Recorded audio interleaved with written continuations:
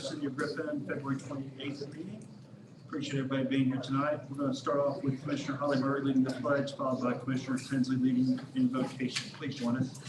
I pledge allegiance to the flag of the United States of America, and to the republic for which it stands, one nation, under God, indivisible, with liberty and justice for all.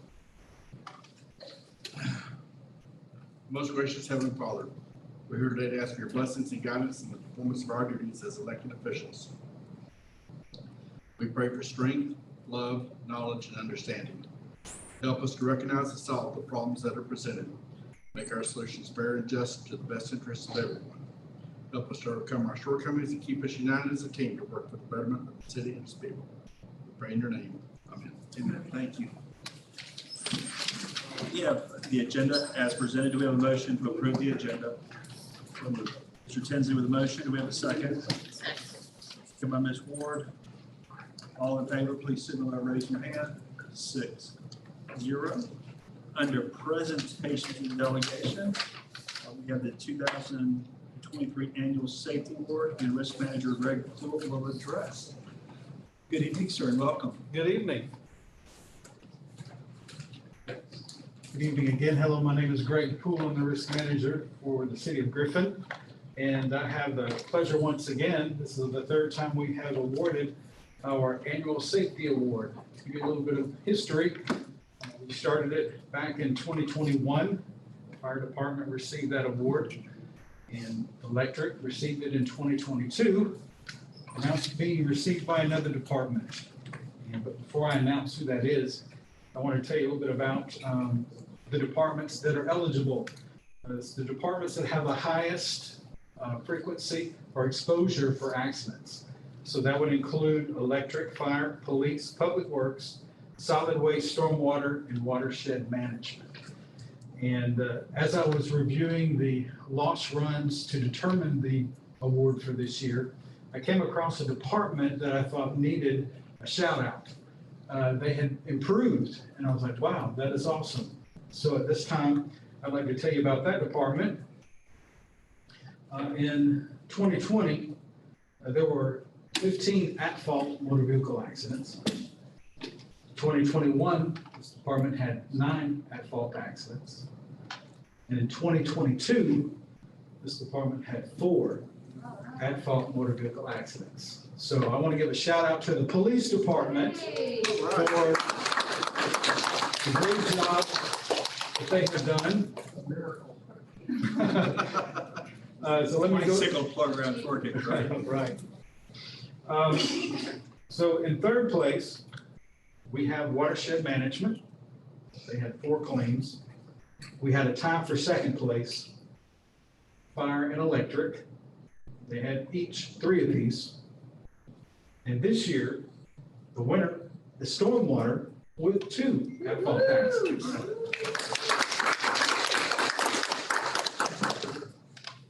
The town will be accepting this award on behalf of Stormwater. Not only do they get this trophy, 2023 Safety First Recognition Award, Stormwater, they also have received their banner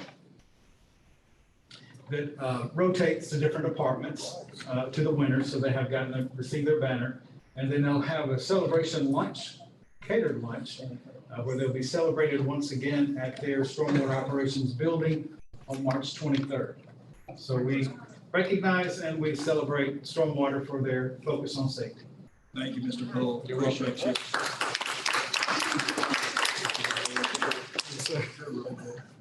It is real gold. Yes. Moving into citizens' comments. At this time, the mayor opens the floor to comments from the audience. Comments should relate to a specific agenda item not listed on the agenda for a public hearing or to concern within the jurisdiction of the city. Commission meetings serve the purpose of conducting city business and are not a forum for the unlimited expression of opinion. The mayor reserves the rights to limit comments to matters germane to city business and may refer speakers to the city manager or other staff for resolution. With that being said, is there anybody on my left side like to come before the board? Left side. Anybody on my right side like to come before the board? Right. Ms. Jones. Is this the time to pose a question? Yes, ma'am, if you want to have a citizen comment. If you'll please state your name and address for the record. Okay. Carol Jones, 1611 Pine Brook Drive, Griffin. Welcome. Thank you. My purpose for coming is to really pose a question about the issue that we currently have in the city with the trash and recycling process. I am aware, I've talked to a couple of people, that there's been a fire there, there's a shortage sometimes of help. So basically what we see in my subdivision, and have for, I guess, at least a month now, is that we have one truck and everything is put in that one truck. What's in the green cart and what's in the blue cart. So basically, what I hear my neighbors saying, and I'm wondering if there's a fix for this, people get serious about recycling. I'm one of those people. And it's discouraging when they see that everything goes in one truck. And I have talked to somebody out there. There doesn't seem to be the idea of when we might have something different. So my question tonight is there a process where those people that are serious recyclers could take those items somewhere else so that those items do get recycled? But that's all I have. Would you like to? Sure, the county collection centers have recycling that is separated, so you would have to separate it yourself, but I think that they do still have separate recycling containers there. But because our recycling center is not operational from the fire, we don't have a place to take it and store it at this time. Okay. So my understanding is that we are to continue to separate things, the green card and the blue card, until things get worked out. Yes, we are not making, I guess we are now, but we weren't making the public announcement to say that we aren't able to recycle because it took us about 10 years to get people to get used to it and keep the things separated from their green and blue. And so we don't want to try and say, don't worry about it, and then try and wait another 10 years for it to happen again. We do already have a couple viable contracts with other recycling companies that we've already worked out. Unfortunately, we can't sign them until, or we're not going to pick which one we want to go with until the market is ready for us to come back with our recycling center. So it's just not timely to do anything now until we get that rebuilt. Our contractor has been here. They've already reviewed the center. The first thing that we had to do is remove the damaged equipment, which has been done. So they know that we need construction to start. Unfortunately, some of our buildings were damaged in the storm, so that will take priority first, and then they will come back and look at that and put that on their schedule. Did I miss anything? Did that help answer some of your questions, Yes. Ms. Jones? Okay. Thank you. Thank you so much. Is there anybody else like to come before the board to speak on any concerns? Thank you. Moving into public hearings. Public hearings are conducted to allow public comment on specific advertised issues such as rezoning, ordinances, policy development, operating budgets, and other legislative actions to be considered by the City Commission. Under item 2, receive comments regarding request to amend the Unified Development Code of the City of Griffin, Article 2, Section 202, definitions. Article 5, Section 503E, personal care, boarding, and group home. Article 7, Section 704, 7.3, permitted use table. Director of Planning and Development, Chad Jacobs, and Staff Attorney Kelsey Carter will address. Welcome, sir. Thank you. Good evening. So what y'all have before you is obviously a culmination of a lot of hard work. We've done a couple workshops on this with y'all over the last year. As part of your attachments, you have a copy of the ordinance, and you also have a copy of the red line version to kind of help you see what's there and what changed. Then obviously there's a copy of the table that reflects moving from permitted uses to special uses as we discussed during the workshops. So in the course of working on this, and can't thank Kelsey enough for working on this ordinance with me. She did a lot of hard work in the definitions and making sure that those are more closely related to what state definitions are as it relates to a lot of these different types of uses as it relates to assisted living and boarding homes, group homes for disabled persons, hospice, and also with the care homes. So that was one of the big changes. Some of those definitions had some slight little tweaks to them. Some of those had some sections that were taken out, and then some new verbiage that was added in. Then obviously, as we kind of indicated to you guys in one of the last workshops that we did, under section 50E, kind of where the bulk of this lies, is where we added in the the regulatory standards as it relates to minimum house size, no more than 2 residents occupying a single room, compliance with ADA, compliance with all other state regulations, having the applicant supply copies of all their licensing to the same, and having to get a certificate of an inspection by both the fire marshal and the building official, and then obviously an OTC as well. Again, if you remember, we shifted these from, as they currently are, from a permitted use standard into a special use requirement as it relates to in all these residential areas, and that's reflected on the permitted use table as well. And with that, planning and zoning heard this at their meeting on February 20th, which was this past Monday, last week, and they voted to approve this, recommended approval by a vote of 5-0. And with that, I'll be more than happy to answer any questions. Are there any questions from board members on this matter? Very briefly, just so that I understand. Yes, ma'am. In terms of definitions, I'm trying to go to the page. It is group home for disabled persons as a definition. What is it called if it's just a group home but not specifically for disabled persons? Personal care. And that is the personal care home. It could also, these are also very fact intensive, so it could qualify if you're providing no services, if it is simply a group of people joining and living together, but there are no additional personal services provided, it would be considered a boarding home. The key here is that the same procedures, the same regulations are applying to personal care, group home for the disabled, and for boarding homes. Okay. So the delineation, the only difference between the personal care and the boarding home involves a lot of the state regulation, and the state often does not regulate, for example, if a group of people get out of a rehab and they have a separate phase, or the next phase of their recovery is to live in a boarding home style facility that is owned by the company that ran their rehab, that would be a boarding home type situation if no other personal care services are provided, and may not be regulated by the state, but all the other regulations would apply. Okay. That was it. Are there any other questions from the board? This is a public hearing. At this time, is there anybody in the audience that'd like to make a comment, have any questions regards to this ordinance change? Thank you, Mr. Jacobs and Kelsey. Moving into the consent agenda, we have items 3 through 8. Do we have a motion to approve the consent agenda? Motion from Ms. Murray, second by Mr. Tinsley. All in favor of the consent agenda, please signal by raising your hand. 6-0. Moving into the regular agenda, under number 9, consider the minutes of the City of Griffin Board of Commissioners regular meeting on February 14, 2023. Commissioner Murray was absent. Do we have a motion to approve? Commissioner Flowers was absent. Did I write Murray on there? No, not according to, Commissioner Murray was It absent. was me. Oh, I have one.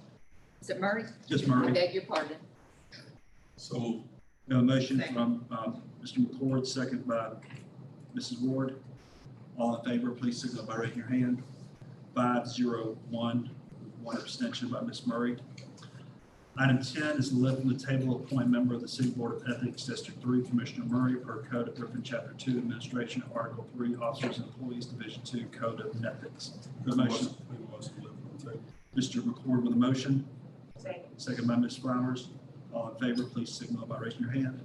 6-0. Mrs. Murray, the floor is yours. I would like to appoint Lee Hancher. Lee Hancher. All right. Moving into item 11, consider amending the Unified Development Code of the City of Griffin, Article 2, Section 202, definitions, Article 5, Section 503E, personal care, boarding and group homes, Article 7, Section 704, Table 7.3, permitted use table. Motion by Commissioner McCord, second by Mrs. Ward. All in favor, please signal by raise your hand. 6-0. Item 12 is consider a resolution to amend the city budget's fiscal year 22-23 operating capital budget in the amount of $155,921.13. Do we have a motion to approve the resolution? Ms. Murray with a motion. Do we have a second? Second by Mrs. Ward. All in favor, please signal by raising your hand. 6-0. Item 13 is consider a one-year contract with Peachtree Recovery Services, Inc., PRS, for identification of damage to city property and the collection of third-party property damage claims. Mr. Ward with a motion. Second. Second by Mr. McCord. All in favor, please signal by raise your hand. 6-0. Item 14 is consider a resolution for Hammond Drive and West Poplar Street intersection for the acquisition of right-of-way and fee simple permanent easements and temporary construction easements, authorizing the city manager or her designee, Manley Acquisitions, Inc., to promptly initiate negotiations with the affected owners. Ms. Ward with a motion. Do we have a second? Second by Ms. Murray. All in favor, please signal by raise your hand. 6-0. Item 15 is consider a purchase order with McElroy Inc., single source, in the amount of $85,980 for the full depth reclamation of Crescent West. Mrs. Ward with a motion. Second by Ms. Murray. All in favor, please signal by raising your hand. 6-0. Item 16 is consider the purchase and installation of new entrance doors for historic City Hall from Door Resources Single Source in the amount of $28,249.05. Mrs. Ward with a motion. Second by Ms. Murray. All in favor, please signal by raise your hand. 6-0. Item 17 is consider agreement with Georgia Entry Solutions lowest quote in the amount of $25,612.89 for the installation of security fencing above the walls of the evidence room at the Griffin Police Department and the budget accordingly. Mrs. Ward with a motion, second by Mr. Tinsley. Question, Question by Ms. Flowers. is this just putting a top on something, or what does this mean to above the walls? Yeah, so actually in the new police department, it's drop ceiling, sort of like here. So technically you could travel from on the other side of the evidence room into the evidence room and come down to the drop ceiling. That needs to be secured. So that was a recommendation from Kalia. Okay. And it would just be like affixed to the walls with like a, Above the ceiling. So, Okay. yeah, you don't know that that's happening now, but it needs to be corrected. okay. We had a motion from Ward, second by Tinsley. All in favor of the agreement, please signal by raising your hand. 6-0. Item 18 is consider resolution pursuant to Code of Griffin, Section 2190, retroactively approving the emergency purchase of rock material, drainage pipes, hauling, and labor for rock and sand and gravel in the amount of $593,005.53 for the purpose of creating a road at Shoal Creek landfill, the city's approved storm debris storage area, which was necessary for safe initiation of the city's debris removal program. Ms. Ward with a motion, second by Ms. Murray. All in favor, please signal by raising your hand. 6-0. Item 19 is consider resolution per section 2-190 emergency procurement, retroactively ratifying and approving all purchases of equipment and materials from Nixter Power Solutions related to temporary and permanent emergency repairs of the city's electrical system necessitated by damage sustained during the January 12, 2023 tornado disaster, including all materials and supplies set forth within the following purchase order PO 23-0312 in the amount of $26,710.40, more specifically described as Exhibit A in the resolution. Mrs. Murray with motion, second by Mr. Tinsley. All in favor, please signal by raising your hand. 6-0. Item 20 is consider a resolution retroactively approving the emergency procurement of telecommunications consultation and repair services from RTC Solutions LLC pursuant to Section 2-190 in the city's current telecommunications consulting contract with RTC in the amount of $179,278.36 for purposes of completing emergency repair to the city's fiber network and restoring critical communications to the city's infrastructure and facilities, including substations and E911 services for all of Spalding County following damage sustained during the January 12, 2023 disaster event. Mrs. Ward with a motion, second by Mrs. Murray.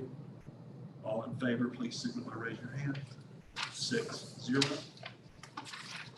Item 21 is considered an addendum to the telecommunications consulting contract with RTC Solutions Inc., supplementing the consulting contract with federal provisions required for any contracts funded in whole or in part by FEMA financial assistance to ensure RTC can be retained to oversee temporary and permanent repair of the city's telecommunications utility system following the January 2023 storm or any future storm event. Mrs. Ward with the motion, second by Mr. McCord. All in favor, please signal by raising your hand. And that's our agenda for tonight. Moving into city manager's report. Thank you all for a productive day today. I think that I always feel better once we have some goals set and we move forward with a more clear direction. And I want to publicly thank our directors and staff as well. Friday and Tuesday were both very long days, but I think they put in a lot of effort to make sure that we have a good direction going forward for this year as well as y'all this afternoon. And this morning, just a reminder, as I mentioned this morning, we will have our employee and supervisor meetings on Thursday and Monday for our edit survey results. If any of you would like to attend, you're welcome to do that. They're in 2-hour blocks from 12 to 2 and 3 to 5. And then again from 8 to 10, 11 to 1, and 2 to 4 on Monday. So we do want to make sure that we get that information back out to our employees. And if you would like to come and see any of them or spend any time with us, you're welcome to do that on Thursday and Monday at the Historic City Hall. And that is it for me. Thank you. Then Mr. Whalen. Just a reminder, the Georgia General Assembly is due to sine die on March 29th this year. Monday is crossover day, which is vitally important for legislation being passed in this session. It has to pass one house before crossover day in order to be passed in the second house and become law. There's some critical bills in the General Assembly right now that GMA has alerted you to. If you have a chance, call your state representative and send, let them know how you feel about it. I think you know which ones we're talking about. We'll talk about it briefly this morning. So just a reminder of that. Thank you. Commissioner Murray. Just want to thank staff again, thank everyone. Learned today in the workshop, I think the city manager said that it's not normal. We haven't returned back to normal, but we have a new normal, right, Jessica? So it's a new normal. And so many citizens have just reached out to me and they wanted me to let you all know that they think that you all have done a phenomenal job. And it's shocking on how much work has been done so far, and we continue and keep it up. And we all have to say. Thank you. Commissioner Flowers. No comment. Commissioner Ward. Commissioner McCord. I have 3 items. I think one, if he's still here to help me with, the signage for Kevin Jordan at the police station. Have we set a date when we're going to be able to do that? We're, matter of fact, we were working on it this afternoon. We were trying to figure out a way to pay for it. It's what, one of the things that's held us up. We had some supply chain issues with being able to get the materials. Lieutenant Jet is trying to get 2 more quotes tomorrow. That's the only thing that's holding us up, is getting those quotes, because it's such kind of an unusual thing that it's not so easy to do. So that was actually addressed this afternoon after the meeting. So we want to hurry up and do it and get it done in spring when the weather's nice. Second, the current Haskell Ward Drive has been requested that we extend it from Cabin Creek to 6th Street so that it is, the Moore Elementary will be located on Haskell Ward Drive. I would like to see or ask that it be placed on one of our agendas for March. I have, my plan was to bring this up for Black History Month, but we had so much going on with the storm that I felt like it was not a time to put anything else on the city manager, just to see what it would take to do that. How many addresses it would affect. I don't think it's that many on that street. And thirdly, I was also approached by members of Mount Zion Baptist Church to name and honor of Dr. Charles Kane Relford Sr. The 3rd Street from Solomon Street to Taylor Street which is on one house on that street. Dr. Relford, of course, was the first Black physician to be admitted to work at Spalding Regional, Spalding Hospital, whatever it was called back then. So I would like to have those placed on the agenda and we can vote it up or down. That's all I have. Mr. Tinsley? Nothing to add. They're supposed to be having a community day of celebration. Mr. Connor, is that March 5th or March 12th? Yes, thank you. March 5th at 2 p.m. 2 at 6th Street Park. Yep. They will be doing sort of a thank you rally for citizens, for businesses that help support each other, really, in the storm and disaster. And so they have asked for our attendance. So if you are available, please come on by 6th Street Park on March 5th at 2, so this Sunday. Thank you. And, yep, 2 p.m. The Ministerial Alliance and different faith-based communities putting that together. So I'd love to have us join them. And then the Downtown Council is doing our first annual March Food and Music Festival on Sunday. Inaugural, thank you. On March 26th, they're going to be setting up in the 8th Street parking lot where the mural's at. They'll have food vendors there, music, tables, so, from 1 till 5 o'clock, so after church or whenever. Love to have everybody come out to that first event, and hopefully that'll be a big success. This Sunday, March 26th. And we're hoping, from what the response has been from the flying at the airport, we think it's going to be a big celebration. So love to have What everybody. time is that? It's going to be 1 o'clock until 5 o'clock. So they'll have music, food vendors, just a time for community fellowship at that. Are there any other comments, Rita? Again, thank you, staff, for your hard work and dedication. You keep making us proud. And that being said, we have a motion to adjourn. Mr. Murray with a motion, second by Ms. Ward. All in favor? See you, Steve, and see you next time.